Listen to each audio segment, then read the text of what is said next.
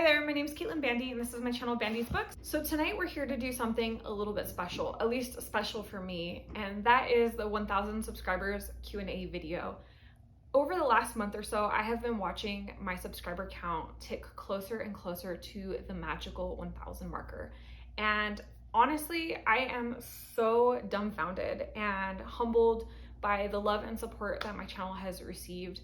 I never in my wildest dreams imagined having 1,000 friends to talk books about.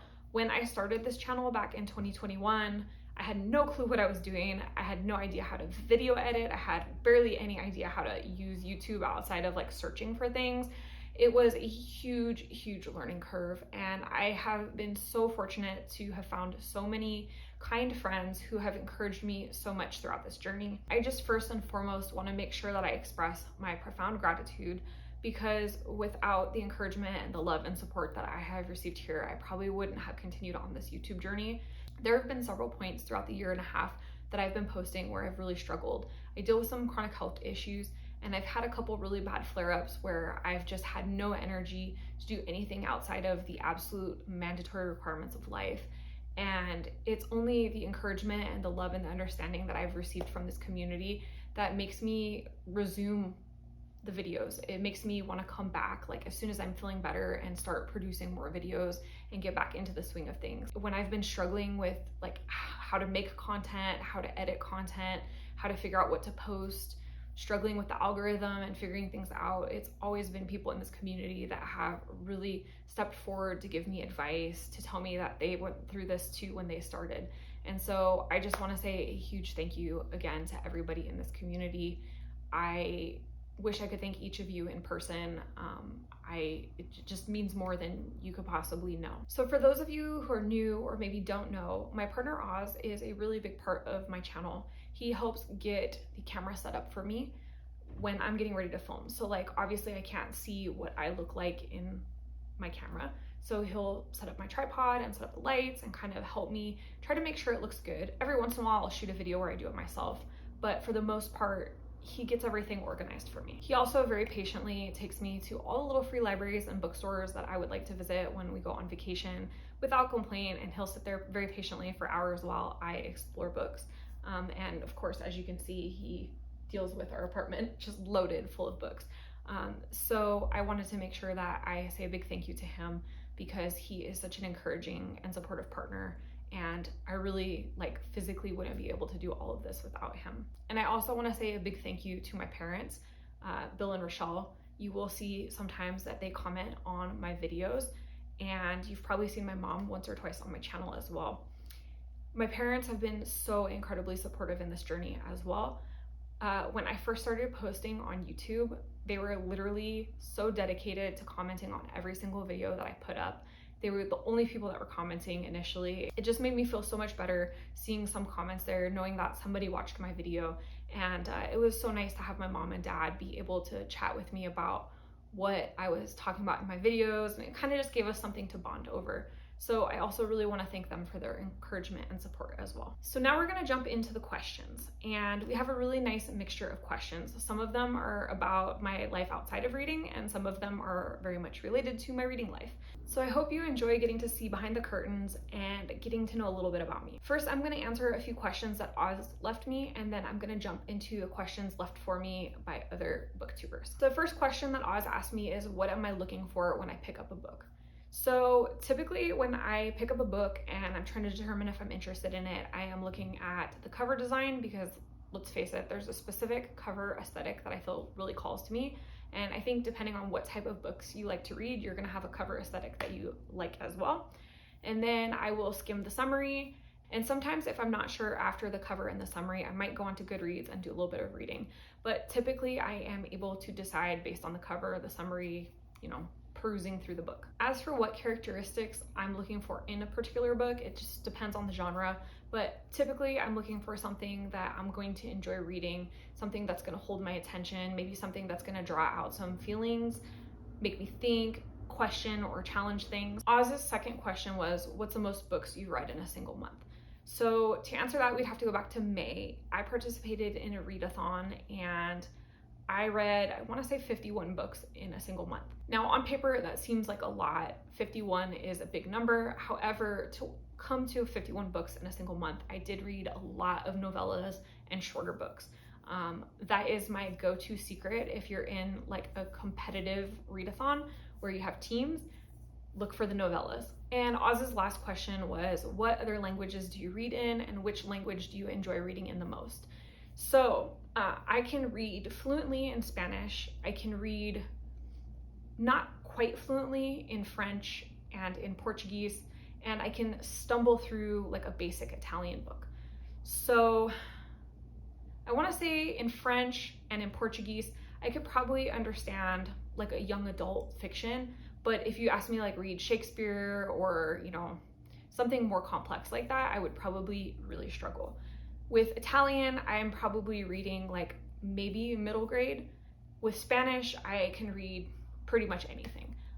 I think that I enjoy reading in all languages pretty equally. I think each language has its own benefit. I think obviously English, since it's my primary language, is the most natural and easiest for me to read in, but I really love reading in Spanish because it's such a beautiful language and it's so much more logical than English. I also love that it opens up the doors to authors that I might not typically read in the States because it exposes me to like 23 more countries and what's being published there. Next up, I have questions from Gina over at Gina Stan Your Books. And before I get into her questions, I just want to say, so Gina has been encouraging me to get back to my recipe and review videos. If you haven't seen them, because those were on my channel kind of towards the beginning and I've faded off from them, this is where I create a recipe inspired by a specific book. Usually like the book will mention a specific food somewhere in, you know, the reading, and then I'll create a recipe for it. And then basically I'll show you how to cook that recipe while I review the book. And it is a segment that I really, really love. It's a lot of fun doing, but it also takes a huge amount of work because there is grocery shopping, there's prepping, there is the actual like cooking and preparation of a dish, which is slowed down significantly when you have to record it step by step.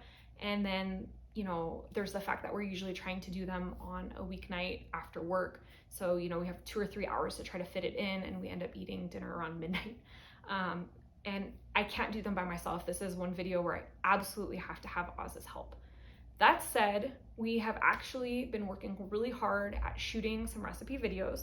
I have 3 of them filmed. I just have to edit them and put them together. And I'm hoping that having gotten a few weeks ahead on it, I'll be able to continue to film for weeks to come. So Gina, ask and you shall receive. Keep your eyes peeled. At the end of the week, I will have a recipe video up. So Gina's first question is, how do you like living in Las Vegas? So Las Vegas is okay. I've lived here probably a grand total of 8 years over 2 separate times. I first lived in Las Vegas when I moved out at 18. I came here for culinary school and I enjoyed it, but I didn't get to really experience Las Vegas. I was A, under 21 for most of the time that I was living here. And then B, I was working full-time, going to school full-time. So I was doing like 70 to 80 hours a week between school and work, and I was just literally exhausted. I don't remember almost 2 years of the time that I spent here because I just would come home and pass out for 4 or 5 hours and get back up and do it all over again. But I don't remember it being a bad experience. I remember being really excited to have my own apartment, and I was very fortunate to have a really nice apartment at the time. And this time around, I've been here for almost 5 years now. I have had much more of a chance to get to know Vegas. I love all the nature that surrounds us. We're really close to so many great national parks up in Utah, out in Arizona, and California, and even Colorado if you want a little farther drive. I have been really lucky to find a lot of friends out here in the hiking community. I have a tight-knit group that I belong to, and you know, I have a great partner who is into outdoor adventures and stuff as well. So I really love that aspect. That said, I am from San Diego originally, and I grew up going to the beach and swimming a lot. I'm an avid scuba diver, so I really, really miss being close to the water. I miss being able to just drive to the beach when I'm feeling stressed out and like decompress in the waves. And I miss being close to my parents. You know, they're 5 hours away now instead of just down the street. I miss riding motorcycles with my dad on Sundays because that was like our Sunday routine for many, many, many years. So it's kind of tough living 5 hours away and losing out on that kind of stuff. But you know, I mean, Vegas is home and it's not a bad one. And Gina's second question was, what's your favorite bookstore in Las Vegas? Hands down, the Writer's Block. So the Writer's Block is in downtown Las Vegas. It is so cool. I actually have a whole video where Oz went book shopping with me there and picked out 3 books. So I'll link that up here if you just want to look at the cool bookstore. It has artwork, it has sculptures, it has a coffee shop. It is just one of the coolest bookstores. And the people working there are so lovely. They're always really down for a chat about books. They always have good recommendations and selections. It's just such a hip, fun vibe. There are a couple great bookstores in Vegas, but that one is definitely my favorite. My friend Gisela asked, what book was life-changing for you? So I've talked about this a little bit on my channel before, but I think probably the book that I remember being the most life-changing for me was The Hobbit. For my 8th grade drama class, we put on The Hobbit as a play. And so my teacher insisted that we all read the book prior to doing the play so that we understood the source material. And I remember delving into The Hobbit and just falling in love with it, and then consuming the Lord of the Rings series after. It was my first time really feeling immersed in a series, really just devouring books and craving more afterwards. And it changed the way that I looked at literature. I was a reader before. I mean, I did read. My parents always encouraged me to read, but I think that kind of unlocked like a passion for reading in me that maybe wasn't quite as extreme prior. So next up, I have some questions from Chris at Chris Reviews. Chris is such a sweetheart. She comments on a lot of my videos and is so encouraging and supportive. So her first question is, what is your favorite Stephen King book? Bold of you to assume that I like Stephen King. You are not wrong. I have read a handful of his books before. Possibly a controversial answer here, but my favorite book of him is not under the Stephen King pen name. It's actually under his Richard Bachman pen name, and it's The Long Walk. I read that, I don't know, 10 years ago, 15 years ago, and I just remember being haunted by the concept in this book. It's about a bunch of young boys who are forced to walk until all of them die, and the last person standing is the winner of fame and fortune. And this concept of just being forced to walk until you literally drop dead was so horrifying, and the way that he wrote it was so horrifying. And I think this concept was more horrifying than any of the other horrors that I could imagine, like Cujo or It or anything like that. It's just, there's something about what humanity does to each other in the most extreme of circumstances that is more terrifying than any monster. And Chris's second question is, what is your favorite movie? So I'm not the biggest movie buff, to be honest. I can't even actually remember the last movie that I saw. I think it might have been Black Panther in like 2018 while I was in Ecuador. But if I go way, way back in history, I think I watched the movie Fried Green Tomatoes about 1,000 times. We used to own a copy of it and I used to love it. I would occasionally just replay it even though I pretty much had half the lines memorized. There's just something about Kathy Bates that makes anything that she's in amazing, and that is no exception. I, funny enough, haven't read the book even though I know the movie is based on a book, and typically I love to read the book to go with the movie, but in this case I'm just afraid that because I love the movie so much that I'm either going to ruin the book or the book is going to ruin the movie for me. And then I have some questions from one of my subscribers named Sheila. She comments on so many of my videos, and thank you so much, Sheila, for your support. Her first question is, how do you get an HOA to allow you to start an LFL? So I don't have an LFL myself. My mom is the one that has the little free library. I didn't have much practical experience with this particular question because my mom doesn't live in a neighborhood that has an HOA. And since I don't have an LFL myself or live in an HOA neighborhood, I don't have any practical experience. But I think this is the way that I would approach it. I would write a letter addressing the HOA board, and I would explain why having a little free library would be beneficial to your community. I would then explain how it's not going to become a hazard or a nuisance or like an eyesore, who's going to be maintaining it. So like you yourself are going to be maintaining it to make sure that there's not garbage in it, that it's not falling apart, that it's not becoming a nuisance to the community. And then I would maybe make a suggestion for placement and perhaps provide them some photos of what little free libraries look like, because in their head they might be imagining something kind of janky looking, but if you show them like a really cute little free library and then offer to paint it like colors that match whatever their HOA design is, I think that that might be a reasonable way to approach it. I can't really see any reason why they wouldn't want you to have it unless it was going to become a hazard. After you've established your LFL, how do you spread the word? So I talked to my mom about this a little bit, and she started a whole Instagram for her little free library. And that is a popular way to go because there is a ton of little free library stewards on Instagram. It is a lovely community, super encouraging, super supportive.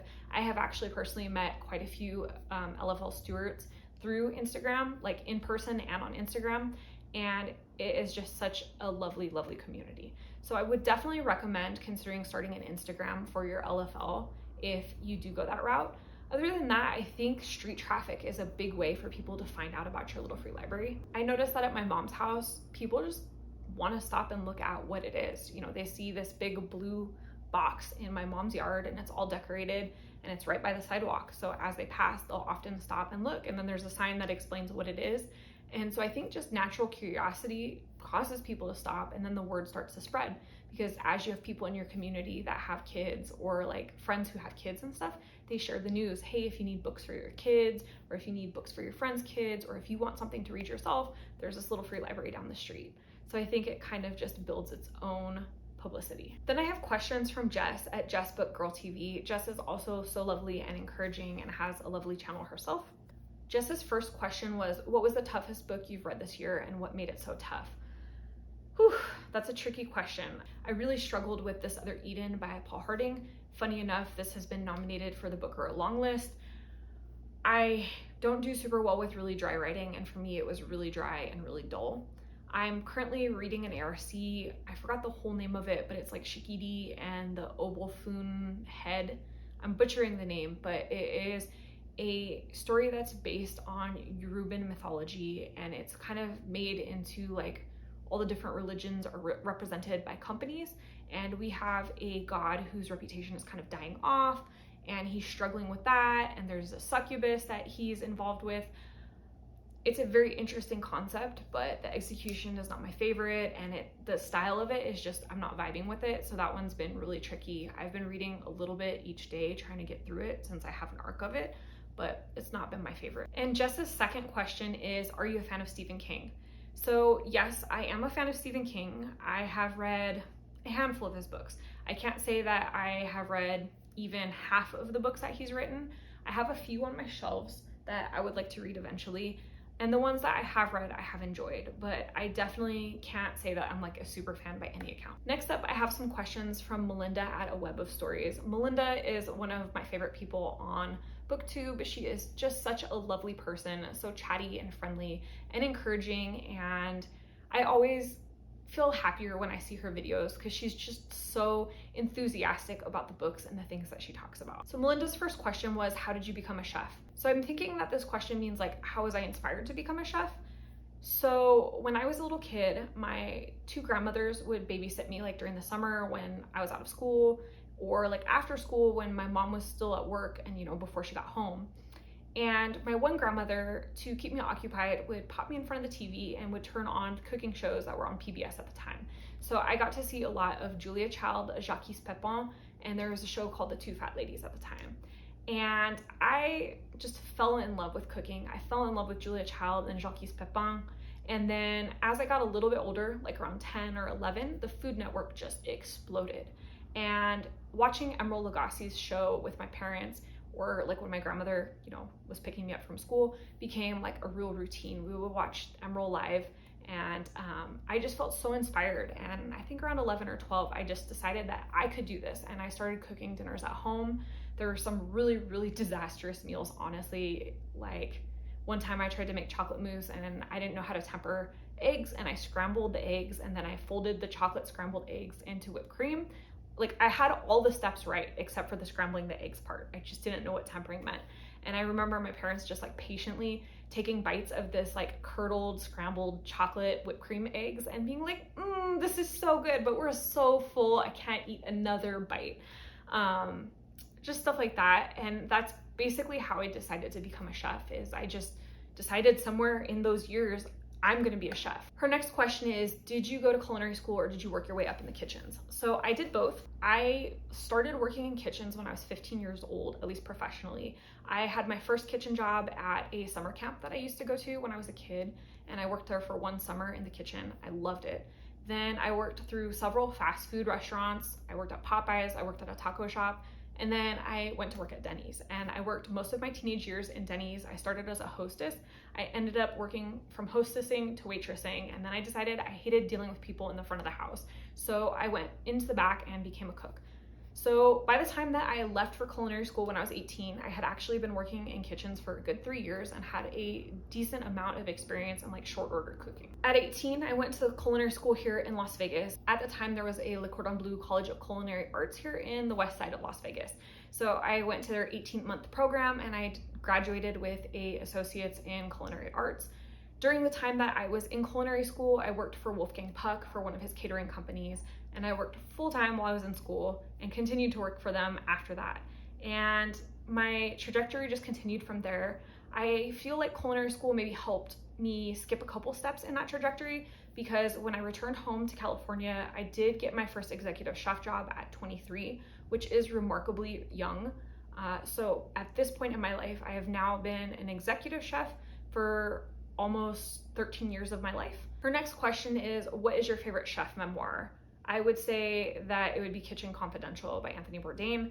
I know that not everyone loves Anthony Bourdain, his bravado, his machismo, the blatant chauvinism and misogyny that is very much on display in his writing. However, I will say that his writing about kitchens is probably the most authentic memoir I have ever seen. There is no softening the blows. There is no making it more palatable for people that work outside of kitchens. It is authentic to the kitchen experience, especially the experience that I grew up in.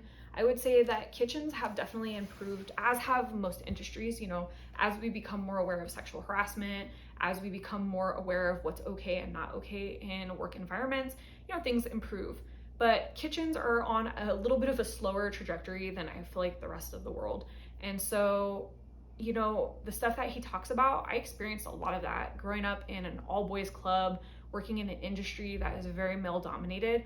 There is a lot of bullshit that you have to deal with. And there have been some very, very tense moments in my career where I've had to really stand up for myself, and it's not always pretty, but it really describes well the reality of chef life. And her last question is, what is one cookbook you think everyone should have? So I'm gonna do kind of a cop out for this answer, and I'm gonna say that these two books are the books that everybody should have.